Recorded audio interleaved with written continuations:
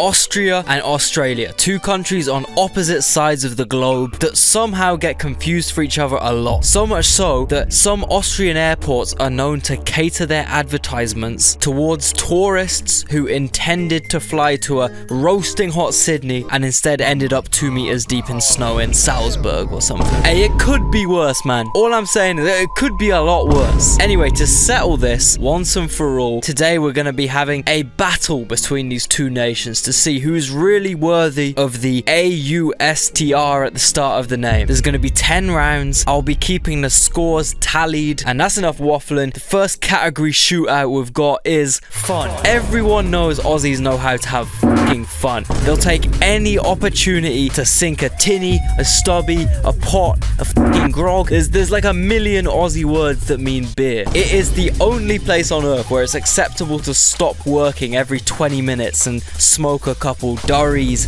darts, smokes. Again, there's about a million words that mean cigarette. You want to know why? Because genetically, these guys are the select few most hardcore British people that got banished away to a tropical paradise where they can't complain about the weather anymore. Of course they're gonna have fun, man. Now, what about Austria? Well, I have recently returned from a trip to Vienna. The city's beautiful, livable, efficient, but you know what it isn't? Fun. Everywhere closes at 10 fucking p.m. As soon as the sun takes a tiny dip past the horizon, all the convenience shops close, restaurants close, bars close, the metro closes, the trams stop running, the streets completely empty out, everyone dies, I think, because it's genuinely like a zombie apocalypse happens every night. There are 2 clubs open 2 nights a week in a city with 3 million fucking people. Oh, and you want to do anything on Sunday? Forget it. This is one of the craziest things I've ever witnessed, okay? So me and Gigi go to this one pub open late in Vienna. It's like 30 degrees. The inside of the bar is crowded and steaming hot. So we go outside to this outdoor seating section, right? We start yapping away as you do. I swear to God, as soon as I open my mouth, this terrified looking man in a high-vis sprints across the road and hits me with the loudest shh I've ever heard in my life. Turns out past the hour of 9 p.m. in Vienna, you're not allowed to talk outside. You legally have to whisper. And this pub has a professional shusher on payroll to enforce this fucking shit. What the fuck?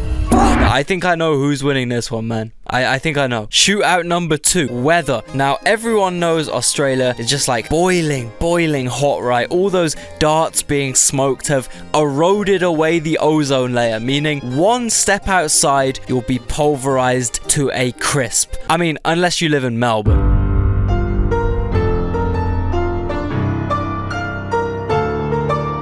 But you might be surprised to know, despite all the snowy winter wonderland stereotypes, Austria can actually get fucking blazing. When I was in Vienna, it genuinely got to 37 degrees. Nowhere has AC. All Viennese buildings have like 7-meter thick walls. It's insane. They are not cut out for these summer months, man. It's crazy. I honestly felt like an ant under a microscope. And now, after an entire summer of drought and heat waves, Vienna has some of its worst storms in history. I just can't do it. I can't take this shit no more, man. Come on, man. I can't sit in this house.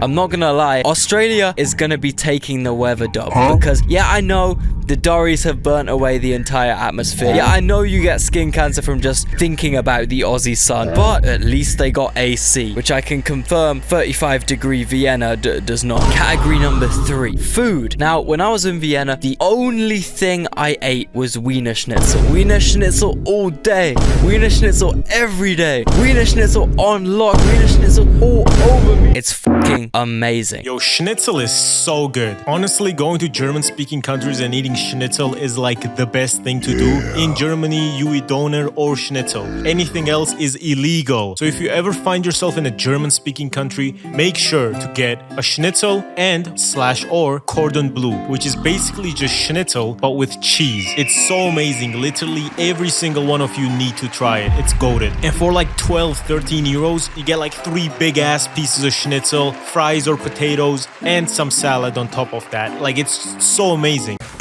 Yeah. This video is sponsored by me. Do I have any physical merch? No. Do I have any physical products to sell you? No. You know what I do have? I have a subscribe button and a like button. So I'll sell you those, okay? I'm down bad right now.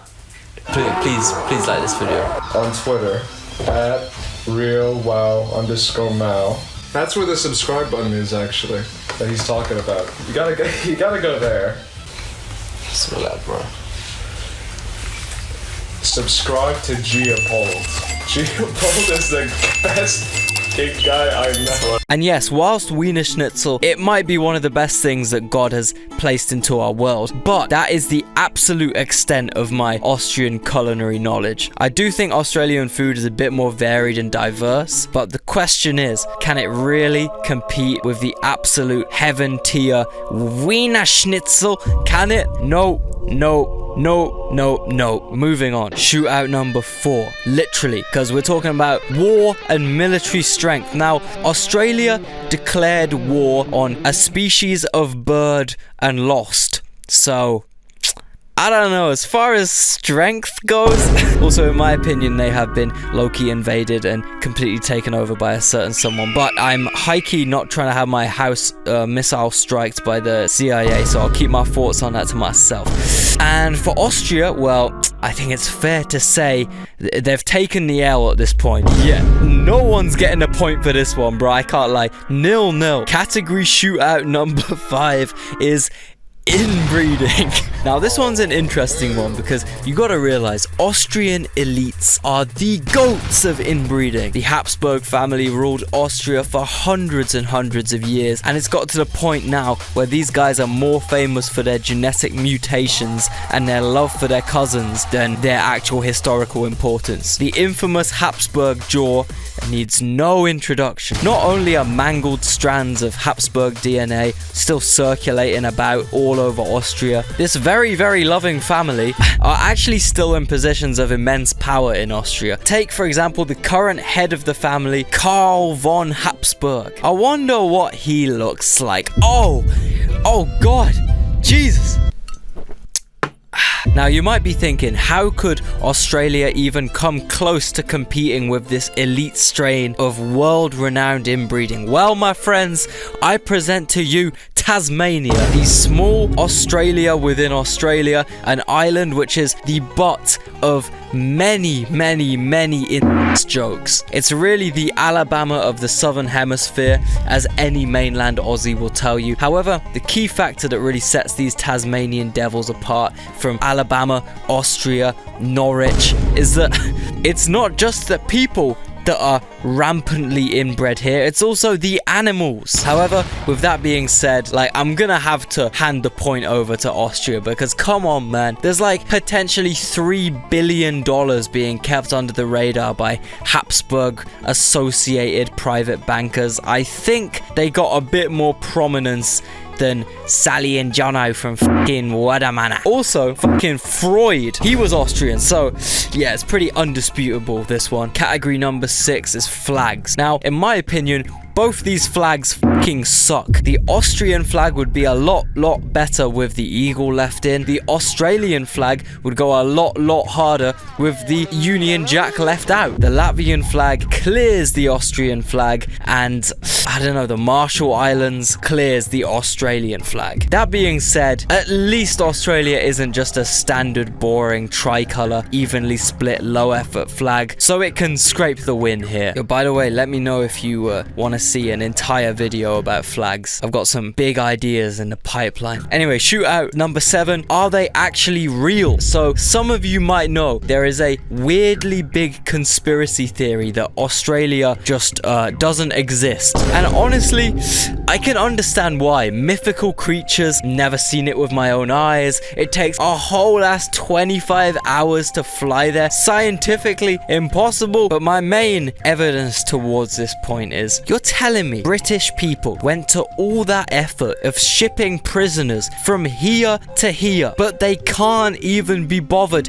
to make my train depart on time? Nah, something ain't adding up, man. I got my suspicions about Australia, you know. And I honestly have no suspicions about Austria. Apart from speaking German, Austrians are pretty normal. So Austria's definitely winning the reality contest, for now at least. Number 8, famous people. So for Australia, we got Chris Hemsworth, Liam Hemsworth, Hugh Jackman, Kylie Minogue, Iggy Azalea, etc, etc, you know, whatever. And then for Austria, we got Mozart, yeah, and then yeah, the best guy, yeah, and then now I'm sure there's some famous Austrian guy this list is missing out. I could have sworn, man. I swear they're missing someone. Oh yeah, of course.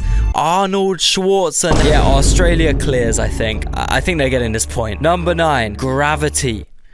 Austria 1, Australia 0. All that needs to be said. And that, ladies and gentlemen, makes the score even. So it all comes down to this last category shootout. And what could possibly be a more definitive deciding factor to settle the AUSTR debate once and for all than an alcohol taste-off with my good friend Wowman. The beer tier list. We have such an extensive selection. Pretty much the best we could do in the UK, right? Cheers. Okay, so the scores are drawn. We're at the end of this video. There's only one way I thought we could settle this debate once and for all. What a better way than by trying out a national drink of both of these countries. We'll evaluate which one's better after. Now, Yeah. that's good. Thanks for that, man. I tried to find some Austrian beer. I couldn't. What we've got for now is we've got a classic Red Bull and some definitely Austrian vodka. Definitely, okay? Listen, man, I'm here to drink. I'm ready. Smells like Vienna. Does that smell like the Alps? The Alpine Hills? Beautiful Alpine hills. Okay, Prost, my friend. Prost, dude.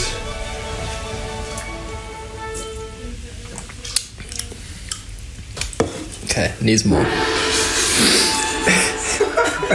This is for science, right? Yeah. We're not doing this for fun. We gotta find out who's the better out of the two countries. Alright, let's try that. Prost. You know what? You can't taste the vodka whatsoever. I'll say the flavors, it's good.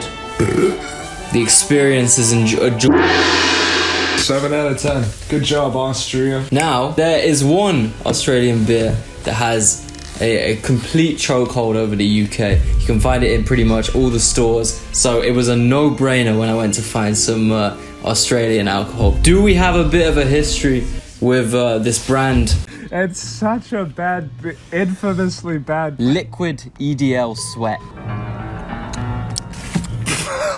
Potentially. But I was thinking, we'll give it a second shot. Maybe we'll feel a bit differently about this. Without further ado, we got Foster's representing Australia. Good old Melbourne. That's how you know it's Australian. I don't want Australians in the comments saying this is an Australian. Because there ain't no Melbourne, UK, is there? Alright, cheers, man. Cheers.